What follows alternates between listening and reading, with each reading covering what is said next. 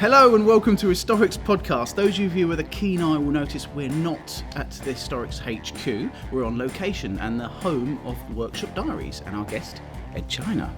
Also with me in this powerhouse lineup is Historics owner and collector Mark Perkins. Good morning to you all. And interestingly, Ed, I saw on your YouTube bio that you referred to as a quintessential British eccentric, which is means I'm in good company because, frankly, Mark's an eccentric.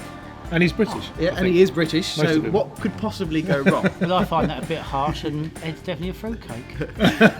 This week, we're going to ask Ed about all things YouTube, his new series online, and what it means to the way we watch and consume this content.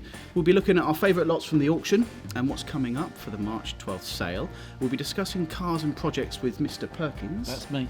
And testing our knowledge of cars with a small quiz. And then we'll reminisce about cars from our past, so make sure you stay tuned. Now, before we start, if you want to keep up to date with all our Historics content, please like and subscribe. Click the bell icon. I think you probably know better than I do on this. Equally, we're in the presence of YouTube royalty here, so do have a look at Edd's channel. He'll tell us a little bit more about it. And follow one of his 922,000 subscribers. Let's make it 1 million. Come on, subscribe immediately. So, chaps, how are you both? How are you? Very good. Yes? Yeah, this is good fun. Yeah? Yeah. You've been away, haven't you? I have been away. Well, we've been looking after the parents or the sort of the in-laws in Norway. So it's been, and because of the COVID thing, obviously we hadn't been able to get out there for ages, and so then we sort of spent a while there just to try and sort everything out. So now we're back. We're ready for our new season. Back and running. Yeah, yeah. So when you said for ages, how long did you go for it? 2 months. Yeah, it wasn't a week or two, was it? Well, it was a week or two, next to another week or two, next to another week or two. Yeah, so it's been a while. So Workshop Diaries has been online now for a little while, and Yes. it's a seed change completely, because obviously most people that knew you would have known you from TV series. Absolutely. Yeah, But yeah. you're going out on your own. You can make your own decisions. We can all make comments. Make my own mistakes. You, Yeah, and, absolutely. so- Well, that's really the exciting thing about YouTube, and I think with TV sort of on a broadcast on a channel, if you like, obviously there's a lot of people involved in that process, and so it's not very immediate. And I think probably the worst thing in a way is the fact that after, say, you've done a show maybe 6 months later before it actually comes out, and then the audience get to see it. With YouTube, it's slightly scarier actually, the fact that it's immediate. I mean, literally, we're making a weekly show. Yep. We certainly have been. We did 40 episodes last year, so we did like 7 years worth of Wheeler Dealers in the early days in less than a year, which is quite amazing. And in fact, actually, when we were making the show, it used to take about 8 weeks to make an episode. We're doing it every week. So it's because of the technology, it's because of lots of different efficiencies that we're managing to wind into this. But the interesting thing is that the audience are right there, and so like if you mess up or whatever, or if I say the wrong thing, they're going to let me know Straight immediately. away. But also you get a feel for what they're enjoying, what they're not liking. I mean, it is a little bit of a dark art still, and obviously we're also producing a very long show, a TV show. It's 4K, so Yes. it's So sort that's of proper interesting. quality. So a lot of people do short, sharp bursts, but you're sort of taking the TV mentality. We're making it really and going long for it. and But- dragging out. No, well, the thing is, I wanted to get as much detail in there as possible, and I think that was ultimately what the audience kind of wanted when I was doing Wheeler Dealers, and so that's what we wanted to carry on doing here, and we've kind of really maxed out on that. And really, it's a weird paradox, but the only way we could get such a huge amount of detail into each show was actually by sort of focusing on more of that detail. So effectively, you sort of, we might change one fuel line for an episode, but obviously you get to see all of that, and it's much more real. And I think the audience quite enjoy, so it's not just them. It's not just them. It takes ages to get something and I done. can tell everyone, it is very real. I mean, Yeah. we'll have a quick tour around later on, and we'll put it on the Instagram and YouTube accounts just to show you. But it is a working workshop here. So what you see on TV really is what you get. It's not just 2 walls and then it falls down. There's nothing behind it. But it's never really been quite like that. But I think one of the things I wanted to change, and why the workshop is so big, is that a problem we have with Wheeler Dealers is you'd have a car for 2 weeks pretty much, and then that would be it. Yep. And then obviously you would go off to get other bits and pieces. And in fact, we used Mark's facilities many times over the years, which That is quite true, fun. yeah. But what we found here is I can actually have, we've got the Range Rover at the moment in the centre of the workshop, and obviously that's our biggest project at the moment, and people are really enjoying how ridiculous and how stupid it is to do that, but we're going to do it.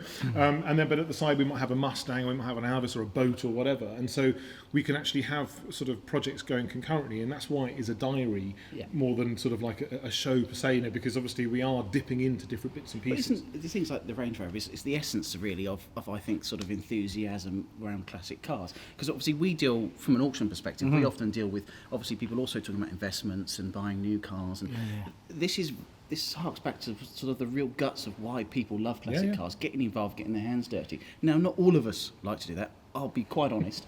I'm happy to break things, and you're happy to fix them, and you're happy to pay for That's them. all part of the process, right? But but ultimately, this, and you can say 922,000 people want to see how these things work. Yeah. And what we miss on TV is that detail, because often people on TV will say, well, that's not interesting enough. We need to storybook the next thing. It's also hardest thing to film. It costs the most to do. Yes. I mean, I think that's the thing. Wheeler Dealers was a very pioneering show, back in the day, and obviously we were following all that detail. We were actually doing. I mean, obviously lots and lots of copycat shows happened afterwards, and it's great. It kind of started a genre, and in a way we were part of the fact that there was this hunger for more of that kind of content. And I think, obviously now, fashions are changing, but obviously, again, doing the detail, focusing on those little tiny jobs. I mean, the idea is really, I'm sort of helping people to learn a bit more without actually sort of lecturing them. Do you know what I mean? It's an education for all of us. And obviously, with every job we do, I'm still having to learn how to do that next thing, how to work on that particular Mustang, or how to work on whatever. Dabbling with electric stuff. We did our electric ice cream van and things. See, this is very interesting. Cars are evolving, and obviously, let's say 5 years ago, maybe even a decade ago, cars were it was an obsessive about originality. Everything needs to be original. Then it started to upgrade in brakes, and that was unacceptable. A slight upgrade in engine was acceptable. And now we're seeing this resto mod scene, which is really gathering a lot of momentum. And of course, with the electrification of modern cars, we're now obviously seeing lots of people working on electrification of classic cars. Absolutely. Now, we've talked about the pros and the cons.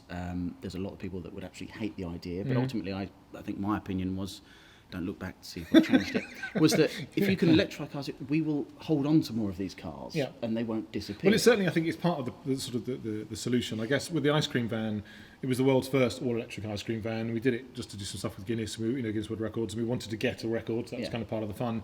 And as soon as we'd kind of accepted the project, the first thing that suddenly dawned on me was, of course, actually all the ice cream machines are actually powered by the diesel engine.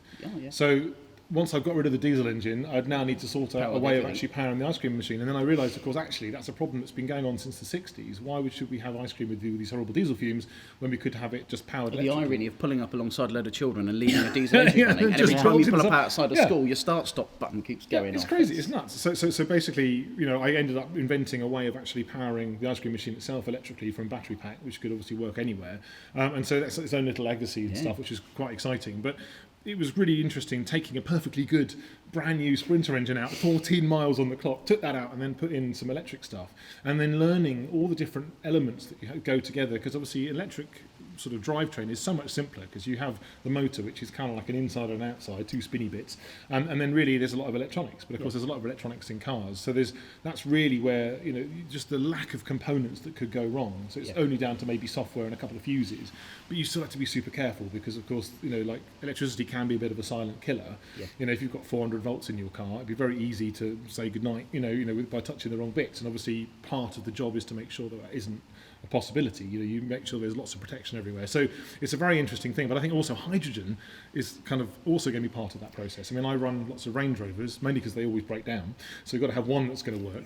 But have three, and you can always drive one. I like but right now, I mean, the day we drove back from Norway, so we did that in a day. Cool. And it's a fair old jump. But you couldn't do that if you were charging up all the way. But if you had a hydrogen source, then probably you could. So hopefully this year, one of the things we're going to dabble with is a little bit of hydrogen. We're going to try and convert something to hydrogen, which would be quite exciting. He's like a proper scientist, isn't he? Oh, he's I've got a Well, clue not a what he's proper talking scientist. about. My dad was a proper scientist. Was I'm it? like a kind of a joke scientist. Oh, yeah. So you obviously, and this is where the crossover comes, because as you say, the Eccentrics together here, because you like to make your Mapmobiles, make your film cars, get everything ready for the character car set, which we'll talk about a little bit later. And obviously you've got all your record cars, the shopping trolley down there. We've got the sofa car, which are famous for. Bathroom, bed. You drove that all the way across the States. Yeah, well, actually, it's still stuck there. The sofa. Oh, is it? So it's actually we drove. It's not underneath like a motorway freeway. In a big pile. Yeah, well, it might as well be. I mean, it's basically we went to the SEMA motor show. So we drove it from LA to Vegas. Had a small fire on the way. Had to fix it up that night. What, all the way across that desert? Yeah, it's mental, but it was really That's lovely. a 5-hour drive. And you can see It was probably a lot longer. A lot longer. Well, no, that was the problem. We was getting a little bit late because we'd done some filming actually in the desert, because it's an amazing location, and then we thought we need to get there. So I was nailing it a little bit, and then suddenly there was this kind of little bit of a stutter. That's a bit strange, and there was a lot of heat on the back of my head. I looked around, there's a fireball behind us. So I think I should probably slow down and have a little look. And basically what had happened is we'd been running a little bit too hot, and then there's a little plastic pipe had burst, and I was running 100% glycol for the coolant, and it went straight into the exhaust, and and that was a bit of a mess. And we were filming with Jay Leno the next day, so we happened to have a bolt of fur, and we had tools and fur for some reason in our luggage. That's all we had. And we found a guy called Tank in the middle of Vegas in his garage who lent us his little workshop, and Imogen was sewing all the fur back in place. I was trying to get the engine to work again, and then we did the filming. It was fantastic, and then we drove it from LA up to San Francisco and went down again, which was absolutely fantastic. And doing I've done the one highway, highway one so many times, but doing it in the sofa, often at night because we kept breaking down because there was overheating problem constantly. But it was just epic, it really was. So yes, more of that. He's nuts. You can't say that. No, he's definitely nuts. You send me around the M25 up the M6. He gets to drive across America on a sofa. Yeah, I can recommend it. It is a super cool. Well, we got no interest in that going across it. I want to be in an air-conditioned big Cadillac with loads of room. Perfect. You say that, but also you've got your duck, haven't you? Let's face it. Oh, yeah. So we have got that is air-conditioned because of the air. Yeah. Right? Well, we went on the Thames recently, and the whole team went in. Mark didn't tell us at the time there was only one pump, so if the engine stopped working, it would sink. And it was only a little leak. Trust me, this thing would really sink quickly. Yeah, I and imagine it would. When we pulled out, we went up then by the castle, didn't we, see if we could irritate anyone around the castle. A success. And it was still dropping water out. I'm sitting looking again, how much water did we have? We on must board? have. I measured it after. I think it was about 300 gallons we took in. But we stayed afloat for a little bit. And if the engine cuts out, because we didn't have, I don't think there's a secondary bilge pump. Yeah, there's so no if pumps. It cuts out, That is crazy. so never again. But there was a chap who actually went round the world in a duck, and he actually floated, if you like, or sailed across the Atlantic. So That's they can do it. Just in case anyone doesn't know what we're talking about here, a duck is a great it's not big a quack amphibious vehicle. Duck, yeah. You can sometimes see them in the tourist trade now, don't you? 1948. It was a military vehicle, yeah. wasn't it? And it's an amazing piece of kit considering its age and considering how many people could get inside it. Yeah. But you guys are, as I've well seen, you guys are well into your amphibious vehicles. We are into amphibious vehicles, and that's how Ed and I met in the very early days. Yeah. Ed done an interview. I think it was for Sky TV. It was Classic Car Club. It was a show. It was a little known show. Yeah. I think it lasted a whole series, but it was great fun. We drove around. I never knew you were going to interview me, and I don't think you knew you were going to interview me. And stuff. And we had met a few shows before, so we knew a bit about each other. And we sat down there, and our love of amphibious vehicles began and stuff like that. There's nothing like to be honest, I like Mark an amphibious vehicle, especially when it breaks down in the middle of the lake and I can leave it. Frankly. So right, okay, let's move on because we could talk about that all day. But do go and have a look at Edd China. Now, upcoming auction. Back to historics matters. We've just closed the catalogue yesterday. Closed the catalogue, so I've got to go to the press. 160 odd. 163 lots. A few different things in there. I think there's an Airstream caravan. Have you seen that Airstream? That's and it's original. So it's got the old, you look at the sofas and they're all sort of. That's super cool. It's 1979, 80, something like that. It's fantastic. It's right up mine and your street. Yeah. We wouldn't want to say. We're just sitting there. Sitting there forever. We'll do nothing. Podcast Cup location. of tea. That'd do us. I think what surprised me was the value. Watch of them. banana splits. So we're away now. Don't start coming in. We're reminiscing. So James consigned this, and he did a fair bit of research, and they were amazingly expensive. But I can't imagine they're used as much. It's probably parked up now. And in America, I think they still are. They still have the club going. I think because they all had a number back in the day, and then so you'd all kind of bundled together. I don't know whether they tried to join the numbers up or whatever, but you go on this like big wagon train almost, touring America. So I think it's, and they are just such gorgeous things. I think why having this sort of big beige kind of whitish gloss on the landscape when you can have this wonderful thing that reflects. I think that of that era, that was where the American cars. It was just the design, and they were, form over function, and the ability to do so because of the big roads out there. We always you struggle coming down your little lane here, Ed, without a doubt. Because it's the size of a lorry in length. It must be 12 metres or something like that. How heavy are they? I mean, because I imagine not every car can tow one either, I guess. Well, this one's the full with the. This is the driving bus. This is the trailer. It's a proper tool. Well, have a look online for that if you're interested in that. It's an amazing piece of gear, and have a look at the interior. It is time warp and amazing to still be it's like in good that because all that velour and that doesn't usually hold on too well. The auction itself's on the 12th. It's over back at Ascot again. We do like going to Ascot, which is nice and local for all of us. So Ed will have very to come local, along. very local for me because I live on the other side. I've got to of be the careful. I racetrack. don't want to end up with any more projects. That leads me on there. So guys, what have you seen? You've had a quick look. I told you last night to do your homework. What have you seen? Well, there's a couple of things. I think obviously the splitty buses, both very lovely, and so that's always kind of fun. But the Fiat Multipla. Oh, it's so cute. I nearly bought. We did a job in Italy last year. I think it was just at the beginning of sort of the lockdown. And so we had to do this job, went out there, did that, and I was thinking, well, now we're going to have to isolate when we come back. Why not make it worthwhile? And I'd found a multiple that had been beaten stupid. It was an absolute wreck. I thought we could buy that and drive it all the way back, because it wouldn't matter, because it was going to take us ages to do nothing anyway. So thankfully I resisted that temptation, but I'd still have a little urge for that. But that's quite lovely. But also there's a Nash that's quite yummy. Yes, it did is. like that in 1933, is it? I think the thing was. Pretty bodies there. Yeah, and then also there's another 1937 car. It was the Railton. Yes. Love that. I mean, I love that era. So what are your favourites? Have you quite like the campers too, don't you? Yeah, you mentioned the camper. There's the turquoise one in there. I think it's got some flashy wheels on it and stuff, like split screen. Yeah. Well, I went to France many years ago. My brother bought a camper van. He went off and went to France and toured around and went for a week and stayed there a couple of months. I thought, well, if he can do it, I better borrow that camper. So I went for a week and stayed for 6 weeks. And stuff like that. Easily done. The main thing in a camper, you can just say it broke down, I had to stay. Yeah. But it's one of those things, and it's probably not the nicest thing to drive. But the history... But nowadays, I mean, there's and a lot what you about get into Porsche it, engines. yeah. Porsche engines into them make a big difference. Oh, no, that's against sacrilegious if you've got really No, but also, original ones, things, I mean, I think with the Splitty, that is the main thing, things like the steering box. Yeah. That's the nightmare. Right up there, isn't it? Yeah. No, but I think the position's really lovely, because you can kind of cruise along, just, the arms. But you can resto mod them. You can totally upgrade them. And you can make them... I mean, it's still that old adage, if you end up spending an absolute fortune, I mean, how many hotel stays would you have had for that? But that one there's got a lovely big engine in it, isn't it? The worst thing was I heard that someone bought themselves a split screen car, beautiful.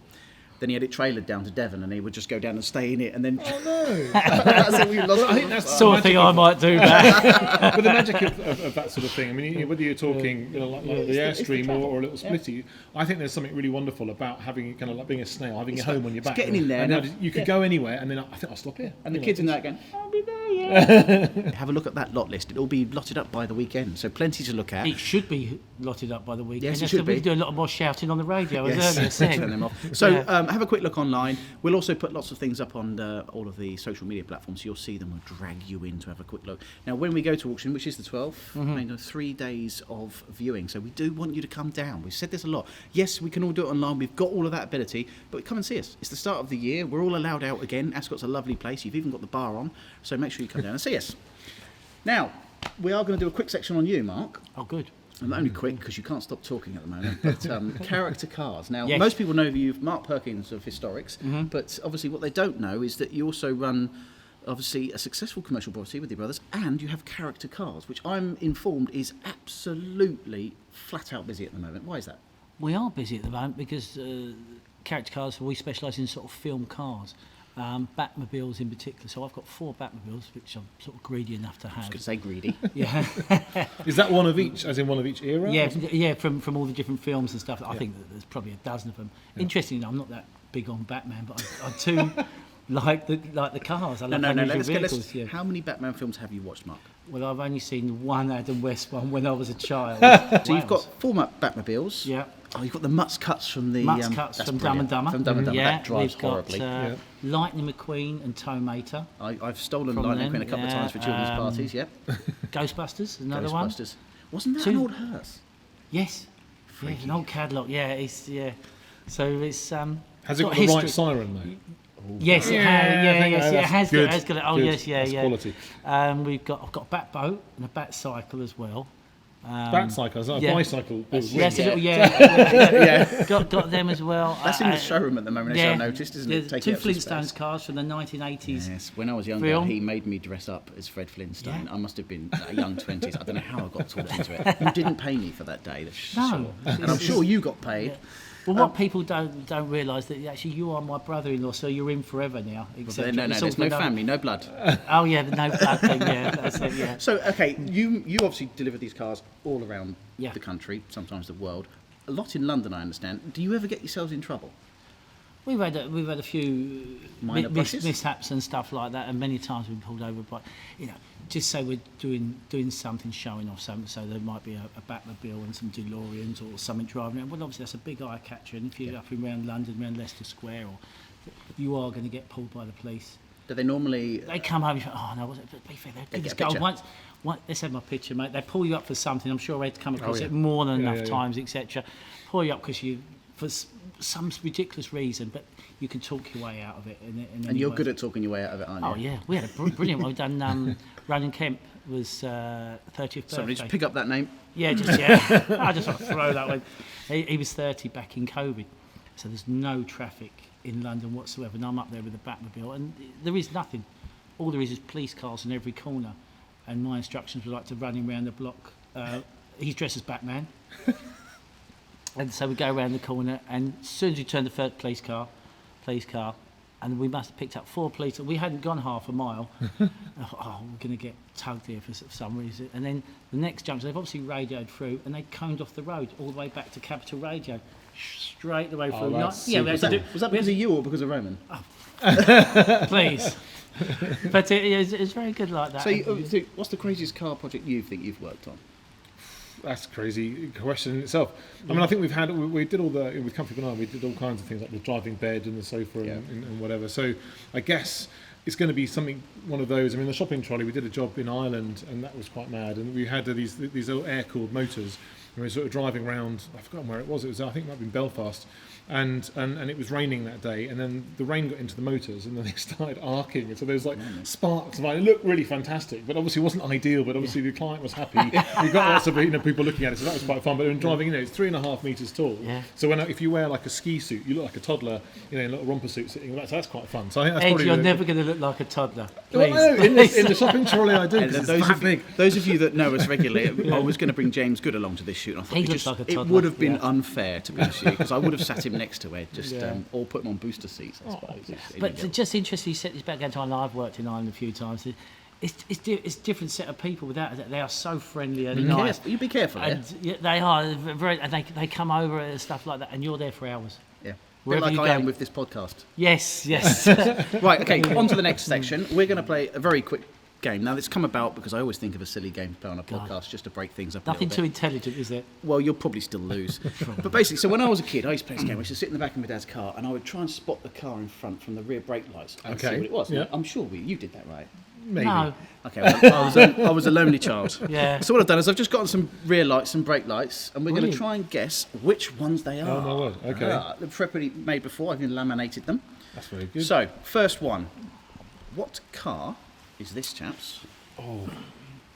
Now we've talked about the American cars. Yeah, it is an American car.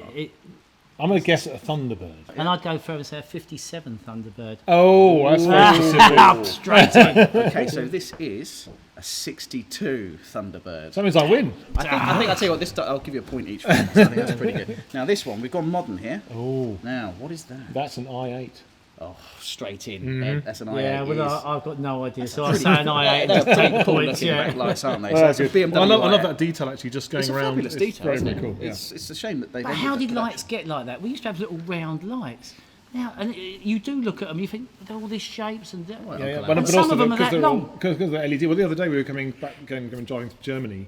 And there was one of is it the Taycan or whatever, or maybe the Audi, one of the electric taking ones. over again. Go on. And they've got and you just have that thin red light. It's It looks cool. super cool. It's I mean, cool. but in the horrible weather, it was amazing. It was actually very On clear. the 911 they do it, so it is super cool, isn't it? So it's very American, because I'm sure they were doing that a long time ago. The downside of that, you don't buy a backlight now or a bulb for tuppence, do you? No. we got this one. Maserati. See, he jumps in, it's not but fair. you've got to be quicker. It makes me look I even stupid. opened that way I too. wouldn't have a clue anyway. Yeah, so that's right. Those are the playing cooler. for So time. those that you do know, that's the earlier cars with the cool boomerang lights. When they changed them to those lights, they That wasn't so nice. Yeah, so they look more like a Jag then. I think it was the US regulations that killed it. Oh, that is that's Cadillac, isn't it? Right, there you go. It is. That is definitely Cadillac. All the way. And do you know why? Because these lights here I actually got on my Batmobile. Without a doubt. Straight back to them again. Yeah. Always back to time. It needs to be more about me. You're going to know this quicker than Mark. So that's Mark. I can read it from the back. Is that Johnny? Hang on. Oh, that's a McLaren, isn't it? It is. Okay. I did say Lamborghini, didn't I? You did hear that. I did say that Mark first. Mark edited it out. Yeah, this is a McLaren. That's a fabulous set of lights. Imagine following. I mean, but can you imagine what is the length of that there? That's a couple of feet. Huge. It's absolutely. But that's a really stunning rear light. Yeah, that's that is super cool, good. isn't it? Right. Now we should both know this one. Come on. Cortina? That's a console. That is actually I black and whited it because the colour would give it away. Lotus Cortina. So that's the Cortina rear light. Is that the Lotus Cortina console? Oh, that was a special model. Ah, yes, there you go. yeah. And then finally, Mustang. yeah. See, straight in. I'm sorry, It's straight in. Mark. It's You not are fair. to make surprised. coffee. How can I guess? Mark, I'm not coming here again. Come on, off you go. Thanks for your time, everybody. We used to play Beetlebug Blue, Beetlebug Yellow. So these beetles were so common on the road and stuff like that. We used to play ping and pong. Yeah. So ping is a telephone box and pong is a post box. There you go. See, That's right. I don't. Yeah. Not so much of that on the motorway. Ping and pong. I don't know where it came We used from. to do Eddie Stobart down the lorries because you do all the lorries going down the road. Eddie Stobart. Yeah, Eddie Stobart, and you have to get the name of the lorry on the front. That was a good thing. So on that, what cars do you remember from childhood? You know, that your dad drove, or what can you remember? Well, I think it's funny because my parents had mini clubmans. Actually, we had a couple of mini clubmans for years, and Your parents had mini. How tall were you as a child?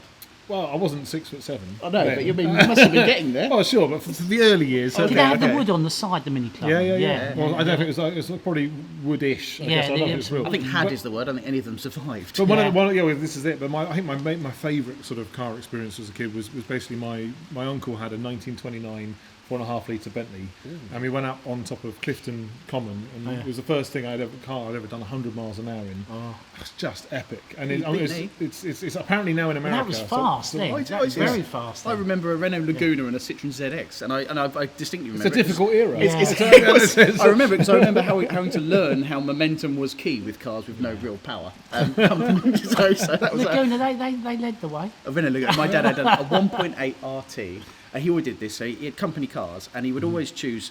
So all his friends would go for BMWs, Audis, because they wanted the panache car. I want to see like I'm that sort of sales exec. And he was like, well, yeah, but if I buy the Renault, I can get more extras on it. And if I get in a really horrible colour, it'll be cheaper.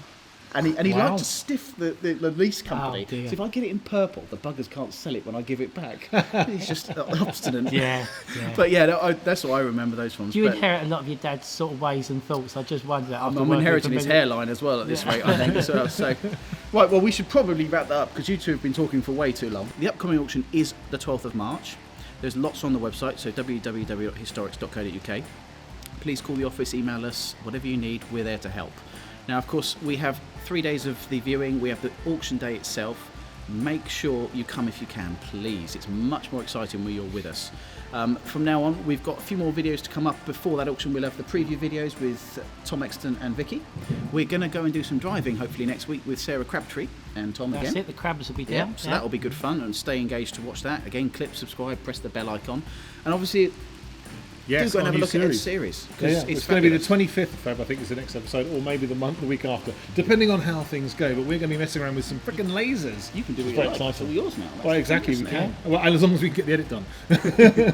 Right, okay, so from now, it's goodbye from me, goodbye from Ed, and goodbye from Mark. Please remember, write all the abuse you like in the comments section. Mark's used to it, and we'll see you very soon. Thank you. Bye-bye.